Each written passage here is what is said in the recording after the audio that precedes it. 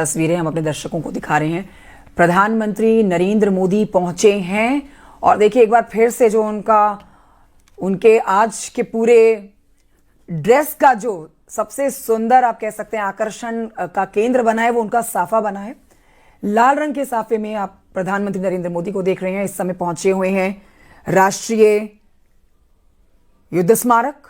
यहां पर श्रद्धांजलि अर्पित करेंगे, पुष्प अर्पित करेंगे देश के वीर जवानों को जिन्होंने अपने देश के लिए प्राण न्यौछावर करे हैं। ये पहला पड़ाव आप कह सकते हैं आज के कार्यक्रम का। 77वां गणतंत्र दिवस पूरा देश आज मना रहा है।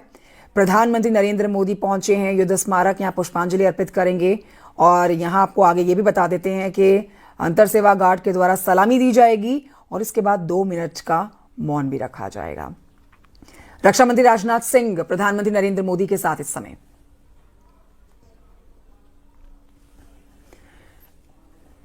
रिटायर्ड ब्रिगेडियर जेके तोमर साहब हमारे साथ लगातार स्टूडियो में बने हुए हैं। सर, तस्वीरें लगातार आ रही हैं। ये पहला पड़ाव है। प्रधानमंत्री नरेंद्र मोदी अक्सर देखिए वीर जवानों के लिए संदेश देते हैं। आज सुबह भी जो उन्होंने सोशल मीडिया पर सबसे पहला पोस्ट किया है वो प्रदेशवासियों को देश के उन वीर जवानों के लिए अपनी भावनाओं को व्यक्त करने के लिए किया है जो बिना किसी स्वार्थ के देश की सेवा में लगे हैं। क्या कहेंगे सर? यहाँ पर जिन बहादुर जवानों ने अपनी जान निछावर की है उनके परमवीर चक्र विजेताओं के स्टैचू लगे हुए हैं, उनका विवरण दिया गया हुआ है और बाकी सब आदमियों के जवानों के जो शहीद हुए उनके नाम हैं और उनके जो उन्होंने बहादुरी के कारनामे किए हर एक के लिए एक पत्थर लगा हुआ है और आजकल उनकी फैमिलीज़, उनके यूनिट के जवान, ऑफिसर्स, जेसीओ सब वहाँ जाते हैं और उनको श्रद्धांजलि देते हैं। इस मेमोरियल पर हर साल प्रधानमंत्री आते हैं और अपनी श्रद्धांजलि अर्पित करते हैं। एक दफ़ा हमें भी ये सम्मान मिला जब हमको यहाँ पर माला अर्पण करने के लिए इनवाइट किया, जिसमें पूर्व सेनाध्यक्ष विपिन रावत, जनरल नरवणे और आर्मी के तकरीबन सारे जनरल साहब वहाँ पे मौजूद थे। ये बड़ा सम्मान है और देश, कृतज्ञ देश जवानों को याद करता है, ये उनके लिए बहुत बड़ी बात है।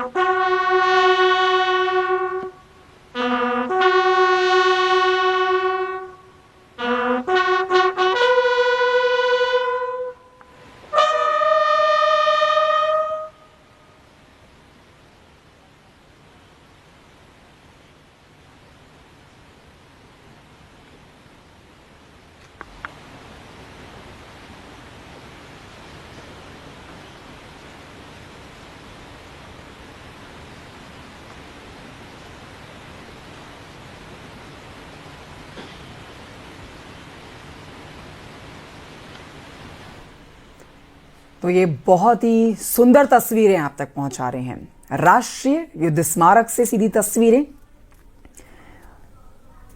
प्रधानमंत्री नरेंद्र मोदी ने अब से थोड़ी देर पहले देखिए श्रद्धांजलि अर्पित की है सेना के उन वीर जवानों को। जैसे कि हमारे मेहमान भी हमें बता रहे हैं कि यहाँ पर उस प्रत्येक जवान की याद ताज़ा है जिसने अपने देश के लिए अपने प्राण न्यौछावर किए हैं। 77 साल पूरे हुए हैं देश के गणतंत्र दिवस के इस गौरव को आज पूरा देश मना रहा है। कर्तव्य पथ से ये तस्वीरें आप तक पहुंचा रहे हैं तीनों सेनाध्यक्षों के साथ। इस समय प्रधानमंत्री नरेंद्र मोदी मौजूद राष्ट्रीय युद्ध स्मारक से। यहाँ पर सर अभी 2 मिनट का ये मौन इस समय रखा जा रहा है। वो जो हमारे वीर जवान जिन्होंने अपने देश के लिए शहादत दी है उनको याद करते हैं। इस पे कुछ बताएं।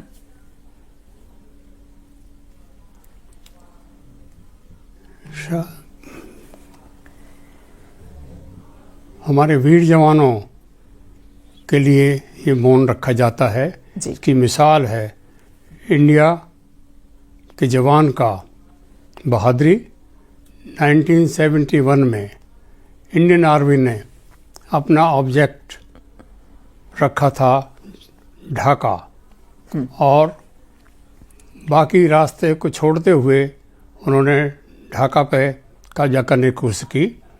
मेघना रिवर, जिसको पाकिस्तान समझता था कि वो पार नहीं की जा सकती, जनरल सगत सिंह ने रातों रात हेलीकॉप्टर से 5000 जवान पार किए और ढाका को घेर लिया। और उसका रिज़ल्ट ये था कि 13 दिन की लड़ाई के बाद पाकिस्तान ने वहाँ पर 93 जवानों के साथ सरेंडर कर दिया, जो दुनिया में बहुत बड़ी मिसाल है। एक छोटी सी मिसाल मैं और देता हूँ। 1971 में हम पुंछ सेक्टर में थे। वहाँ पर हमारी कंपनी को लड़ाई से 3-4 दिन पहले हुक्म दिया कि पुंछ से हम बलनोई सेक्टर चले जाएं। वहाँ पर हमारी कंपनी को 4 पोस्ट लाइन ऑफ कंट्रोल पे दी, और 3 दिसंबर की रात को हमारे ऊपर पाकिस्तान का हमला हो गया। और ये मेरे बहादुर जवानों का वो था कि तकरीबन 50 आदमियों ने पाकिस्तानी सेना के तकरीबन 800-900 आदमियों की पलटन का घुटने टिकवा दिए। एक प्लाटून में तकरीबन 30 आदमी होते हैं और कंपनी हेडक्वार्टर को मिला के 50 की नफरी थी, लेकिन 50 आदमियों ने पाकिस्तान के पूरी पलटन को आगे नहीं बढ़ने दिया, और आधी पोस्ट पर कब्जा होने के बाद भी उन्होंने धैर्य नहीं दोहरा और दोबारा काउंटर अटैक करके उनको पीछे खदेड़ दिया और बहुत सारी कैजुअल्टी की और अम्यूनिशन और आर्म्स पकड़ा।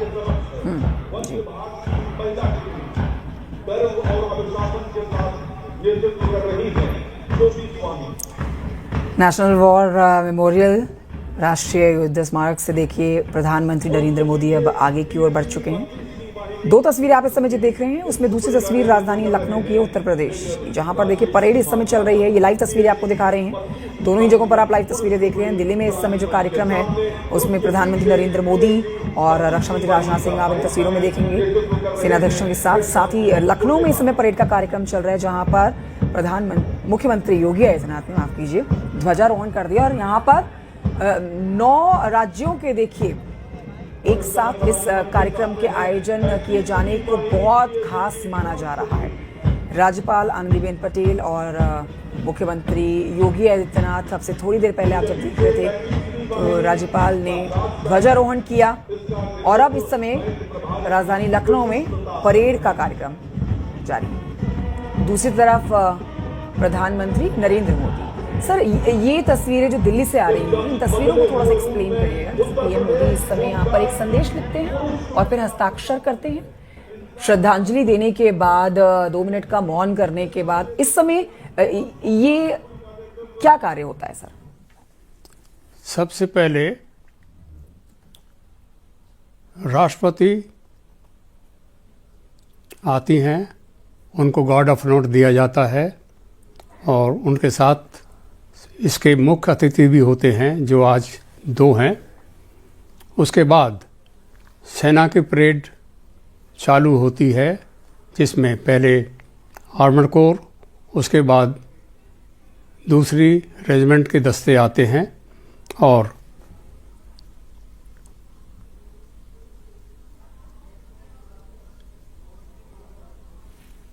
जी, युद्ध स्मारक से लाइव तस्वीरें। प्रधानमंत्री नरेंद्र मोदी ने एक छोटा सा संदेश लिखा है, ये जो आप अभी देख रहे थे, और इस समय सेनाध्यक्षों को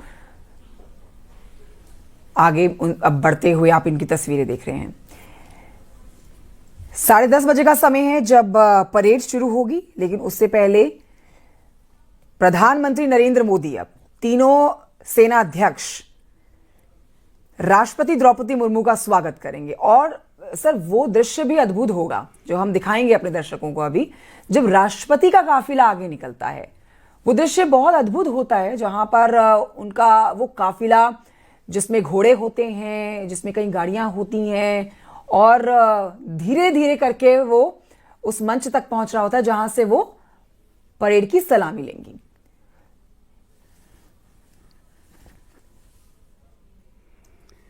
ये जो राष्ट्रपति का कारवां होता है इसमें इनके जो बॉडीगार्ड हैं जो घोड़ों पर चलते हैं और राष्ट्रपति को लीड करते हैं, उसके बाद जब वो मंच के सामने पहुंचती हैं तो फॉर्म अप होकर अपने देश के कमांडर इन चीफ को सलामी देते हैं, उनका सम्मान करते हैं। बिल्कुल, चर्चा तो आज पूरे दिन की जाएगी सर, तीनों सेनाओं की चर्चा की जाएगी, किस तरह से बीते सालों में और खासतौर पर मोदी सरकार के आने के बाद सेना कितनी स्ट्रांग हुई है, कितने बड़े बड़े हथियारों से लैस हुई है और कितनी आत्मनिर्भर हुई है। ब्रह्मोस मिसाइल की अगर बात कर ली जाए तो सर उत्तर प्रदेश में उसका निर्माण हो रहा है और अब देखिए चर्चा उसकी विदेश में भी हो रही है और उत्तर प्रदेश की एक अलग छवि बनी है पूरी दुनिया में। खासतौर पर अगर सैन्य शक्ति से जुड़े हुए मुद्दे के ऊपर चर्चा की जाए तो उत्तर प्रदेश आज एक अलग विख्याति रख रहा है।